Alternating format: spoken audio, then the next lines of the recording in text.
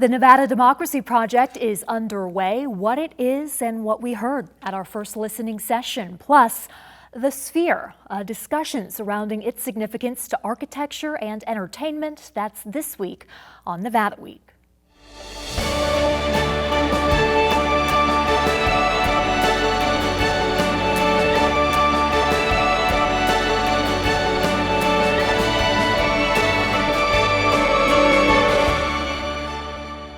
Support for Nevada Week is provided by Senator William H. Hernstat. Welcome to Nevada Week. I'm Renee Dixon. Billed as a next-generation entertainment medium bringing wonder to the world, has the Sphere lived up to its hype? We'll discuss that ahead, but we begin with the Nevada Democracy Project. It's a partnership between Vegas PBS and the Nevada Independent, and together we're holding community listening sessions to find out what we should be reporting on. We held our first listening session Wednesday at the West Las Vegas Library. I moderated along with Nevada Independent reporter Naoka Foreman, who joins me now. Naoka, welcome to Nevada Week. Thank you. Thank you for having me. So after what we heard on Wednesday night, what do you believe you should be covering as a result? I think that a great deal of the discussion focused on racism and redlining. Modern day forms of redlining, so that's where I would be focusing on is how do we tell this story? How do we make sure that people are aware of what's happening? And for those who are unaware of what redlining is, according to the Brookings Institution, it was the practice of outlining areas with sizable black populations in red ink on maps as a warning to mortgage lenders, effectively isolating black people in areas that would suffer lower levels of investment than their white counterparts. Now, this was happening well over 50 years ago, but as we heard from residents on Wednesday night, there are modern forms of it. In what ways do you see modern forms of redlining? It showed up when I went into the Windsor Park community. I knew something was happening there that wasn't described. Of course, we've heard of redlining, but what does it look like in modern day? And it looks like neglect. It looks like an accumulation of empty lots. It looks like a lack of street maintenance. So it showed up very vividly for me. And there is a resident who spoke to this modern form of redlining. Let's take a listen to him. Here I am, out of school, nearly $100,000 in student loan debt. I can't afford to purchase a home. I can hardly afford to maintain a home that will one day be inherited to me. Look at that as generational wealth. My grandmother is a property owner on Jackson Street. Because of the redlining that she endured, there was no investment into the property. And now that I'm a property manager for her, and that property will come to me, still, I'm in debt myself, and how will I be able to maintain both of these things? So in addition to having to find this money to make the renovations to that house, he has to pay a substantial amount of student loan debt, something as he's just trying to improve himself through an education, he finds himself in all of this debt. His story was one of several that we heard, and so let's take a listen to a couple more. My life changed on January 6th because I realized that what I learned in school about this project truly being an experiment. And we have to be in agreement with one another about how that project proceeds. So if every 4 years or every 2 years we traipse out and ask people to vote for folks, and then we don't see the byproduct of that vote turning into anything, what do we expect the 21-year-old young black man to believe? Or the undocumented 23-year-old brown man to believe? Because when it comes to the historic West Side and African Americans are black, this is in my opinion, I'm going to speak for me, I'm made to feel like we're some project that no one gets, and we're human. It's just simple. All right, so Naoka, your takeaways from those two speakers. My takeaways is that there's a lot of injustices happening. We don't know what's happening with the historic West Side when it comes to the 100 plan and how that's being carried out. There's been discussions that there's money going into that plan, but it's not helping the community.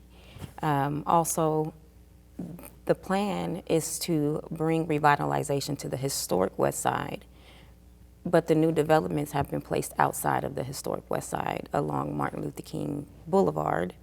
So there's been some skepticism towards the 100 Plan, and that's been for decades, as long as it's been introduced to the community, because what you have is a group of city leaders or people who are appointed to planning commissions who are planning a community without the residents, so to speak. Yes, there are community listening sessions, but when I talk to residents, a lot of times some of them don't feel heard, or they don't feel like they're getting the same support that other communities might get when it comes to planning a community.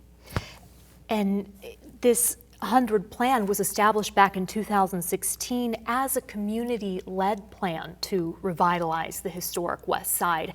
There was plenty of frustration that we heard about the lack of its implementation, the slow speed at which things are happening, and then even some residents talked about changes to the plan, that it seems to continually change. They're not sure what's coming next or what's going to actually take hold. What else are you seeing in terms of how the 100 Plan is being implemented? The focus has been on infill projects, which is constructing high-rises.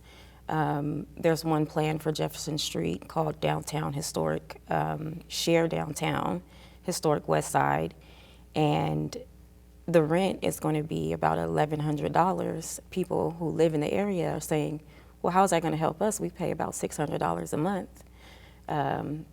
So they see it as a way to kind of gentrify, or not kind of, but to gentrify the area, not really uplifting the folks in that area. But one thing that Quentin touched on, the president of the NAACP, is that there's a lack of resources in the community. And the 100 Plan, I'm not sure if it addresses, bringing a healthcare center into that area, or making childcare more accessible for folks in that area. So I think that a lot of the discussion focused on the 100 Plan, but there was also discussion about, the resources. How do we get resources to this area for the residents who are already there? I noticed that it stood out to you when we heard that woman say, we feel like we are a project that is not understood. Why did that resonate with you? That resonated with me, and it probably resonates with a lot of Black people across the nation who have lived in communities that have been ravished by redlining or ravished by disinvestment or gentrification. When Sheila Collins said that, she spoke to how Black communities have been constantly displaced or removed for infrastructure such as the interstate, or like the expansion of downtown. That is going to come into the historic West Side. That's a plan that's created by city leaders. And we will be talking to those city leaders to find out what is happening, bringing those residents' concerns to those elected officials. We have our work cut out for us. We want to thank those residents who showed up and shared their stories, helping inform our coverage. Naoka, thank you so much for joining Nevada Week and discussing your upcoming coverage for the Nevada Independent. All right, thank you so much. We move now to the Sphere. More than a month after opening, Las Vegas's newest landmark continues attracting global attention for its contributions to both architecture and entertainment. And here now to expand on its influence in these areas are Glenn N.P. Nowak, an associate professor of architecture at UNLV, and John Katsilametis, entertainment reporter for the Las Vegas Review-Journal. Gentlemen, welcome to Nevada Week. Thanks for having me. Okay, so tech billionaire Elon Musk described the Sphere as exquisite beyond words. That's when he visited here recently, put that out on X, formerly known as Twitter. For each of you, and I'll start with you, John, because you reported about his visit there. Is his description justified? Half of it is justified, the exquisite part. It can't be beyond words because we still have more words to write about it and to explain it. So it has to be, that's what I've been saying. He's got the exquisite part right, but as far as beyond words, we can't say anything's beyond words. But I was impressed that he was there and that he was so forthright in his assessment of it. This is a man who's seen a lot in his life and career. So, right. Yeah. Glenn? for Elon Musk to say it's beyond words, I think is really important. It reminds me of my dad's saying that talking about music is like dancing about architecture. And so here John and I we're going to try to talk about this, and to put this into words is really difficult, but we're going to give it a shot. Let's start with each of your lines of work. What makes the Sphere special in the entertainment world? I think what I've been saying about the Sphere since I've experienced the two ticketed shows, Postcard from Earth and the U2 concert, is it's a lot. And that means that covers everything. It's a lot of technology, a lot of entertainment value, a lot of effort, a lot of cost for the consumer and for the developers. I think in this city, when you can bring something that is truly groundbreaking that nobody's ever seen before, you've really achieved something today, because I've seen everything that comes through Las Vegas in the last quarter century, and I've never seen anything like this. So I think from an entertainment standpoint, it's doing something that nobody has done before at this scale. And the next step to me will be how they can move forward with different programming, different music acts, and sustain the momentum. But as far as what they've done right now, the entertainment facet of it has met the hype.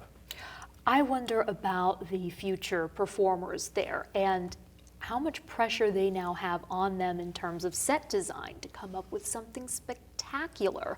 I mean, what do you have to do to be able to perform there and do it justice? I think that's one reason we haven't seen a second band or a second act announced, is there is that requirement. You know, it's more than just being able to sell tickets. It's having to achieve what U2 has been able to achieve with Achtung Baby in their production show, which is, do you want to be the second act to come in there and falter? You know, you have got to have a lot. You have to have a lot of money behind you. You have to have a lot of ingenuity. You have to be able to reach a lot of fans over multiple generations. And I think that we will see somebody do something very different from what U2 has achieved. I've heard like Fish, for example, the jam band will come in and they'll do something entirely different than what U2 has achieved with an unbroken video display all throughout, rather than each number being a production unto itself. But it's a very good question, and I think that is a factor in why they have not announced one or two more residency productions, is that requirement. Yeah. U2 has extended. Glenn? I think there is some pressure associated with it, but I would also imagine it has artists really excited that they are now rethinking how to put on a show, that this is a brand new medium, and it's going to change the way music is presented, the way film is presented, and I think it's also getting architects to think very differently about how we integrate digital technology. I think one thing that really makes the Sphere special is that it's arguably the most comprehensive integration of architectural form and digital technology. We've seen big screens before, but it hasn't affected people the same way that we see, people will line up on the sidewalk or crowd the median just to get a view of the Sphere, because it's doing something that we haven't seen in architecture before. It's also, I think, going to change the way we see urban development springing up around the Sphere. Everybody from hundreds of hotel rooms, thousands of hotel rooms have a unique view now, and they're making those rooms more valuable, more desirable. And so as the city builds up around the Sphere, I think it's going to influence the way future buildings are built. How difficult was the Sphere to build? I trust it was one of the most difficult construction projects of the last century. They've undoubtedly had to sort of reinvent or come up with new ways of constructing, because it's the largest sphere on the planet. And not just big in terms of its physical size. We can take a tape measure to it and confirm that it is in fact bigger than any other spherical structure. It's heavier. You know, we can crunch those numbers and quantitatively tell you it's big. But it's also qualitatively a sphere, a space that creates an experience unlike anything else. So I think that's also, back to trying to express this in words, we can maybe get close to conveying how exceptional this building is, but until you actually go and experience it, that's what makes architecture such a fun art and science, that you can describe it in many objective terms, but until you actually walk into a space and understand how it all comes together, that's the magic of what's happening at the Sphere. Yeah, 100% on that. It is very difficult to explain what the Sphere is until you've actually been there and to convey that feeling. I go back to the third song in the U2 show is Even Better Than a Real Thing, okay? And they bring a montage of Las Vegas images over the top of, it starts here and it comes over in front of you and you're sitting in a fixed position. It's every Las Vegas cliche ever, multifold. Everybody's on this thing. Elvis, Siegfried and Roy Showgirls, Wayne Newton, all of it. Austin Butler as Elvis. The Rat Pack splashed across this thing, the strip. And as it's coming down, you're watching it come down, and when it gets to about this point, and the band's raging, they're playing the song, you feel like you're coming back. Your body tells you you're moving up as this is moving down. And I grabbed the seat in front of me. I held onto it, and others were doing the same thing. And I was looking at a couple of friends in front of me, and they turned around and they're like, "Whoa, we didn't move. This is not moving." And our minds were telling us that was what was going on. I had not had that kind of feeling in a concert production ever. So this is an example of what you have to be aware of, and you got to be ready for what's coming next in the Sphere, for Postcard and the U2 show. And that's exactly what you're talking about. Could this, you bring up the Vegas cliches, could this have debuted in any other city besides Las Vegas? I mean, obviously it could have, but why Las Vegas is a good home? Or is it? Well, James Dolan's answer, the developer, the man who's founded it, his answer to that is Las Vegas was a willing partner from the beginning. He had a well-received audience with the casino executives in town and the elected officials who saw this and said, if we can make a difference, let's commit to it, and then we'll work out the details later. He could not do this in New York, where he lives. James Dolan said, because there's space limitations, there's bureaucratic limitations, and his relationship with the people who would approve this is not particularly it's not a particularly inviting conversation for them. And where do you put this, and how much is it going to cost there? The Las Vegas community really understands that this town was built on entertainment, and so there's, I think, a willingness to accept this as a design challenge, as an opportunity to capitalize on a lot of design and construction expertise that is right here in Las Vegas. The construction workers were undoubtedly part of what made Jim Dolan's sketch come to life. It's one thing to dream it up, but then you get some of the best experts in their respective fields all coming together: architecture, engineering, construction, management, and that's really what it takes. And that's what Las Vegas has sort of proven over the last several decades. Some of the biggest, most expensive structures on Earth, privately funded or not, are right here in Las Vegas. And so there's this track record of showing that we can make these sorts of things happen. Yeah. And I wanted to ask you about Postcard from Earth. Yes. That is a project of Darren Aronofsky. Yep. The director of movies like The Wrestler, Black Swan. The Whale. The Whale. His willingness to work on a project like this with the sphere? What does that say about the sphere? Well, they wanted somebody who had artistic credibility in a theatrical context, first of all. And he was hot at the time when they, he had just done The Whale, which led to an Academy Award for Brendan Fraser as Best Actor. And somebody who was willing to, embrace the new technology. The camera technology that they're using has never been used before. And what impressed me about Postcard, it's about a 50 to 60 minute experience in there. It's not just a visual,